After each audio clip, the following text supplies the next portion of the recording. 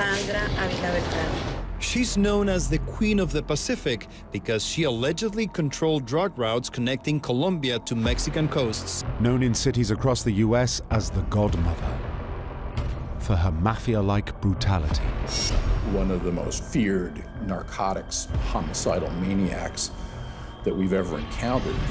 Picture this, a member of an infamous narco cartel lying on the floor, writhing in pain, and the person standing in front of them is about to deliver their death. But it's a woman, not a typical male narco boss that we're always used to seeing in such scenarios. Shocked? Well, women aren't limited to nurturing and building homes anymore. In the world of corruption, these women are taking up the roles of assassins and narco traffickers, and some of them are so brutal that they're surpassing their male counterparts. Let's take a look at some of these cartel queenpins who have the most murders in history.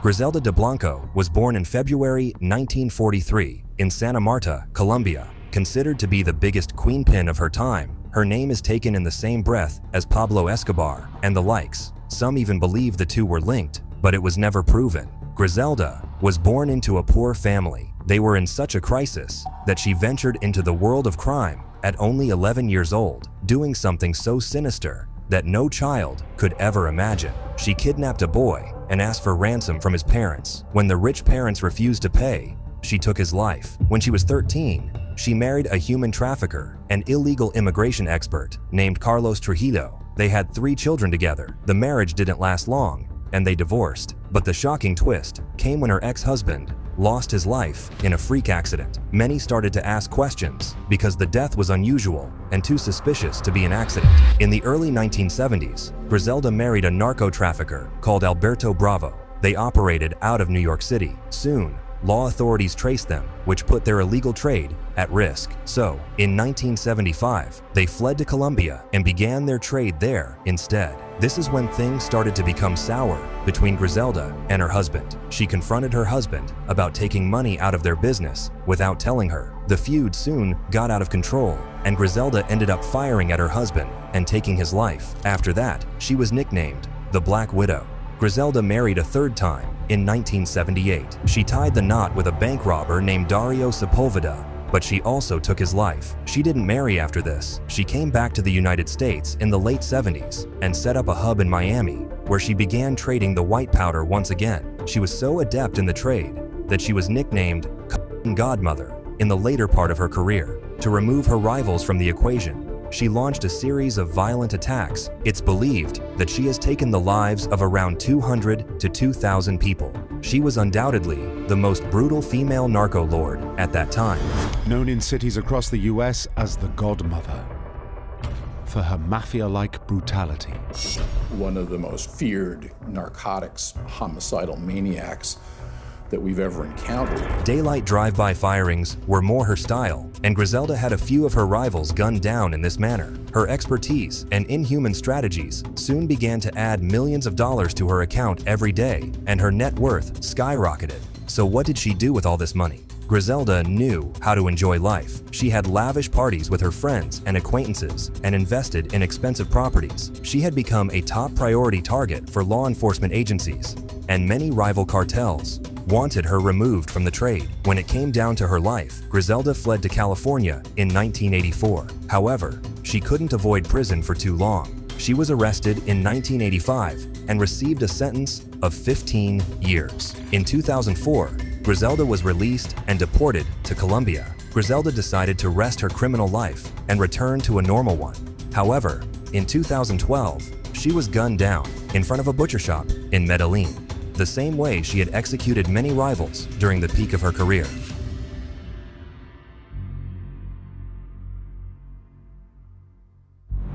Born in Baja California, Mexico in October 1960, Sandra Ooa Beltron belonged to the third generation of a narcotics trafficking family. Her family was connected to the infamous Guadalajara cartel, and her father had direct connections with the cartel leader. So, growing up, she had a natural talent for treachery and violence and was interested in narcotics trafficking like no one else. Sandra dated many men from the criminal world, but when it was time to marry, she surprisingly picked a law enforcement official. But here's the twist. Due to her influence on him, he turned to crime right after marrying Sandra. Within a few years, he was gunned down by a hired assassin. Shortly afterward, she married another law enforcement official who also followed Sandra to the path of crime, but he tragically met the same fate as her first husband and lost his life. As she grew older, she became a top-notch criminal and narco trafficker. She owned a fleet of tuna boats and began using them creatively to traffic narcotics. She also had a history of making astonishing expenditures with the money she earned from her trade.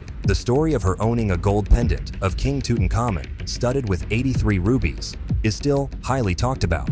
While living in a particular neighborhood, she provided her neighbors with misleading information about her career and source of income.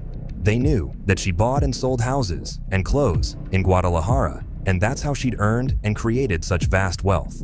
But no one really knew who she was. In 2002, after a long search, police finally caught her when her teenage son was captured by a rival cartel. Sandra had to pay $5 million in ransom to free him. After this transaction, police figured out that Sandra actually owned more than 200 properties in Guadalajara. So 5 years later, in 2007, they arrested her. She was sentenced to 10 years in prison. Fue un alivio ser detenida, no regresar a ser Sandra, a ser detenida, a ya no huir. Sí fue. She was deported from the United States in 2013 and returned to Mexico. But luck wasn't on her side. She was arrested once again in her home country for money laundering charges. No puedes tener amistades, no puedes ver a tu familia. Es agobiante. After serving her term, she was finally out of prison in 2015. Now, she has a very public life in Guadalajara and makes appearances in interviews. She never shies away from answering questions related to her troubled past and always has a smile on her face when she recollects those memories. When asked if she regrets any of her life or career choices, she said that she didn't have any, as she never harmed anyone. Yo culpable no, porque nunca le he hecho yo daño a nadie. Remordimiento tampoco, porque yo no he hecho nunca mal. Dolor sí, porque he perdido muchos amigos. Because she had mastered the art of narcotics trafficking at such a young age, she was called La Reina del Pacifico, or the Queen of the Pacific, and had a viral song written for her in 2004. General public, law enforcement, and media believed that Sandra had a significant contribution to the narcotics trafficking and crime in the years she was active. However, when asked about it, she denied that she could have affected it that much. She said that there were more types of ongoing corruption, and narcotics trafficking couldn't have been the only contributing factor to the ever-growing crime rate. México hay mucha corrupción, pero no es nomás con el narcotráfico, hay mucha corrupción en cualquier ámbito social, comercio, empresas, tráfico de influencias con el narcotráfico, con indocumentados, en todo. While her claims make sense, there is no denying that she paved the way for modern narcotics traffickers through her actions and has become a role model for them. The trafficking has grown exponentially, and Mexico, alongside the United States, is suffering every day.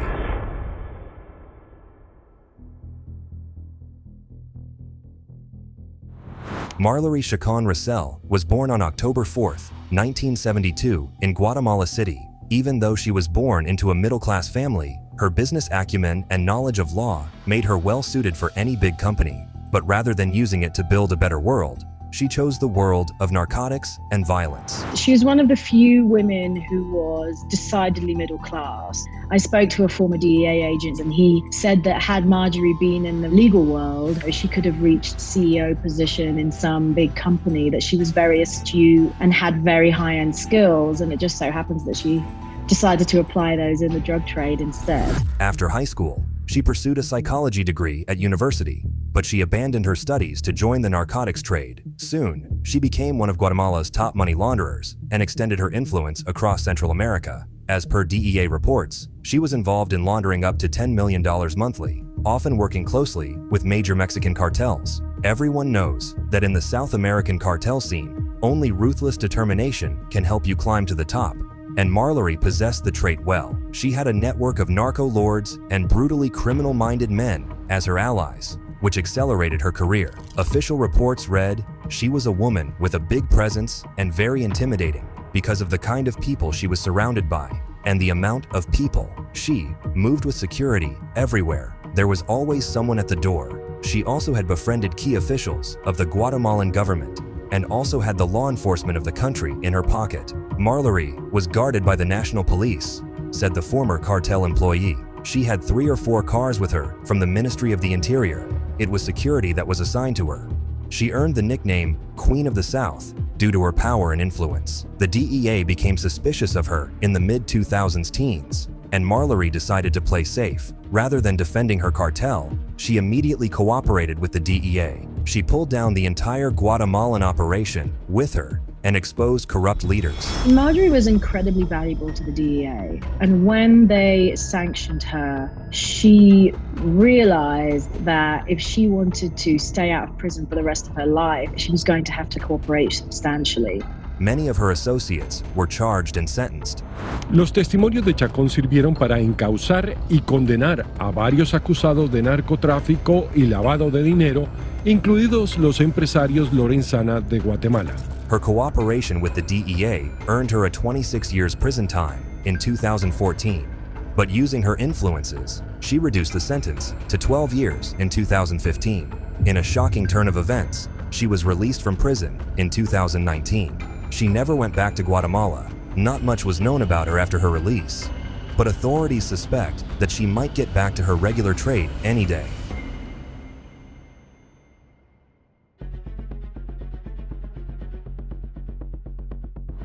Claudia Ooa Felix was born on January 15, 1984, in Sinaloa, Mexico. The state is the home base of El Chapo's infamous Sinaloa cartel, and Claudia was drawn to the glamour and authority that this cartel had to offer. Driven by the urge to attain power, fame, and easy money, she joined El Chapo's ranks at an early age.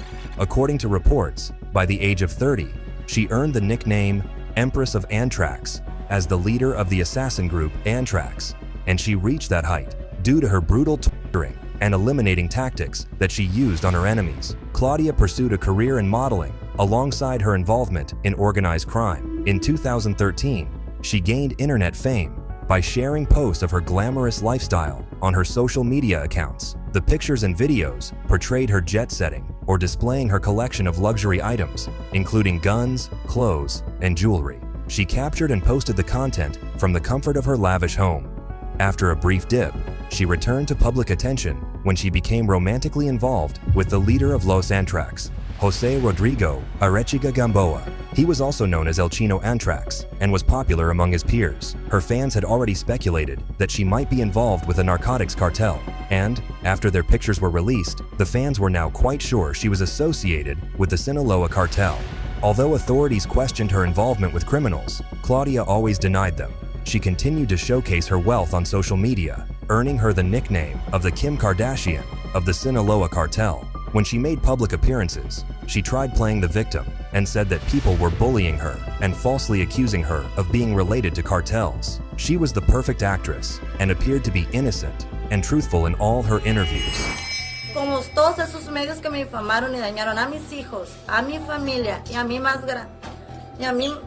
mi más grande repudio y rechazo. Mis hijos están siendo sujetos de bullying. Mi madre se encuentra en zozobra sufriendo y yo totalmente devastada, intranquila y sin paz. But only people who knew her true face knew the kind of monstrosities she was capable of. Claudia was certain that the police could never catch her, and oddly enough, they never did. Unlike other cartel members, who either died in a gun battle or a death sentence, Claudia's story took a different turn. She passed away from a substance overdose. On September 14th, 2019, a man called the authorities after waking up beside Claudia and finding her unresponsive. The police traced her social media and examined her last post. It showed that she had a meal at a seafood restaurant before heading out to party. Sinaloa State Attorney General Juan Jose Rios Estavillo held a press conference and spoke about one possible cause of death. According to him, forensic examiners made an analysis of the various substances this person consumed and they tested positive. All of this compromised her organisms, which caused the death. But what we can assure is that the death specifically derived from a non-violent cause. No one could imagine that the young female narco would meet such a tragic and untimely demise after inflicting so much pain on her enemies. But given her history, wasn't that what she deserved?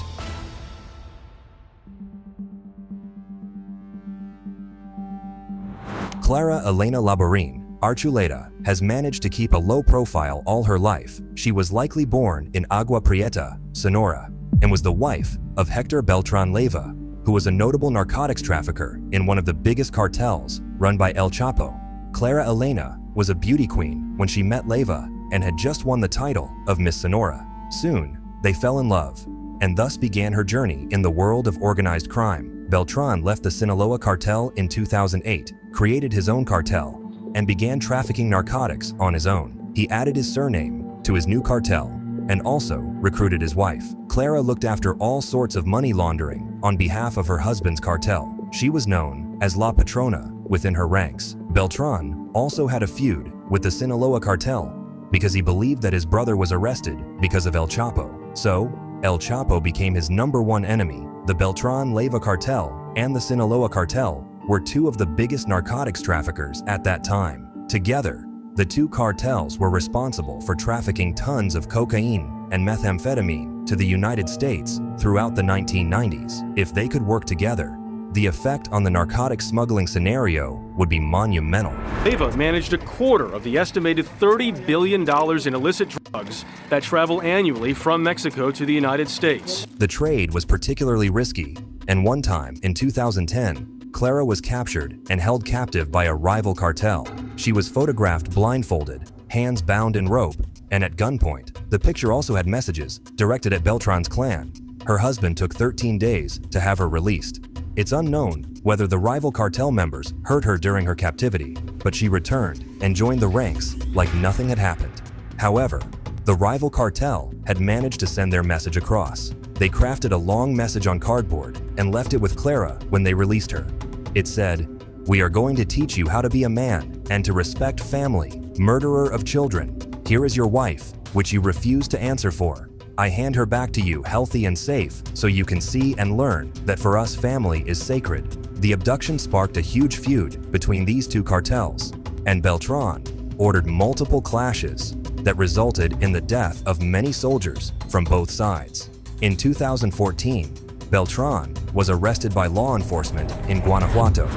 It was a state funeral for a man hailed as a national hero in Mexico's drug war, Marine Melquisedec Angula Cordova, who died in a daring raid last week that also took the life of perhaps the country's most powerful drug kingpin, Arturo Beltran Leyva. In his absence, Clara was pushed to become the head of the cartel and started orchestrating attacks throughout the country to achieve dominance over territories and trade. Many say that the violence started by Clara was far worse than anything the country had ever seen, and her brutalities surpassed even the ones by her husband. However, the Beltran-Leyva cartel soon saw the last of its days. Clara tried her best to revive it, but it only got her into more trouble. She was eventually arrested in 2016 in the northern city of Hermosillo. She has sworn that she doesn't have any ties with the cartel anymore, but this could very well have been an attempt to reduce her prison time. Whether she changes after her sentence is a matter of debate, and only time will tell what becomes of her. So, what did you think about these female narco lords and their tales of brutality? Let us know in the comments below. Don't forget to leave a like, subscribe to our channel for more crime and cartel-related videos. See you soon.